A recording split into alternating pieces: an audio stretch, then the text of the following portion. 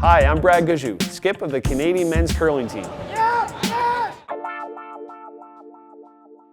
I actually am a first-generation curler, so I watched curling with my mom and dad on TV and really loved it, and begged them for a couple of years to get me into curling, and finally, after a few years of begging, my mom brought me down, me and my sister, and we started afternoon curling, and loved it right from the first day.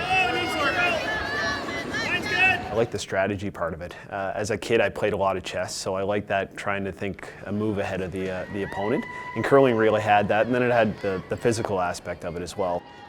I actually played a lot of sports. I played golf competitively right up until I was 18.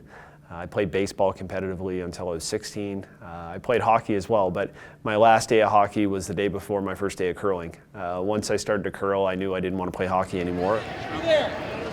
I didn't get to the World Juniors until 1998. I went as fifth man for John Morris, and that was my first taste of the World Juniors, and that was pretty awesome. It was a great experience. I got to learn a lot from John's team, but also got to meet a lot of teams from around the world and see what the level of competition was like.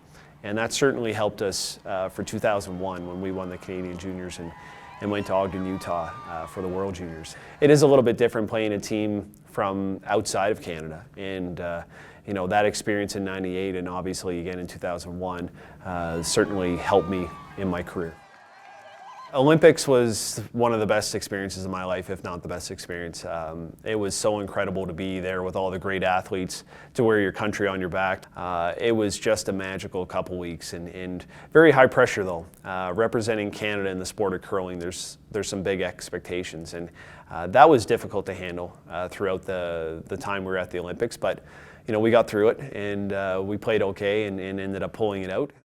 Where I live in Canada puts us at a fairly big disadvantage because we don't have the population, we don't have the facilities and the coaching that a lot of places in the rest of Canada have. We don't have a big pool of athletes to pick from, so to put a team together from Newfoundland that's going to be able to compete with a team like Kevin Martin or Glenn Howard or Jeff Stoughton, it was a challenge. And we tried different things to overcome it, and now we're at a point where the rules have changed a little bit, and you can get some people from out of province, and we've been able to develop a very good team. But it was a challenge, and sometimes there was moments there where I had to figure out whether it was worth it to keep going, because I knew skill-wise I was good enough to be one of the best teams in the world. But overcoming the cost of flights and travel to each event, getting players to come to Newfoundland to play with us, I think really it was the love of the game that kept me going through some of those moments. Fully is what you need to become the Canadian curling champions. And it's really difficult to compare the Brier to the Olympics, because the Olympics is the biggest sporting event in the world. It's global. There's millions upon millions of people that watch it. The Brier is huge in Canada. But this year's Brier being in St. John's, the first time it was there in 45 years, us being the #1 ranked team in the world at that point, with the expectations and the pressure that we had on our team to perform, and then to go ahead and win it in St. John's. To be honest, I have to put it right up there. It's right up there with the moment of getting to the Olympics and winning the Olympics, and maybe even higher at this point because of all that we had to go through over the last 11 years. A lot of people would say that I never shut off, but I just like spending time with my family, just getting away from everything.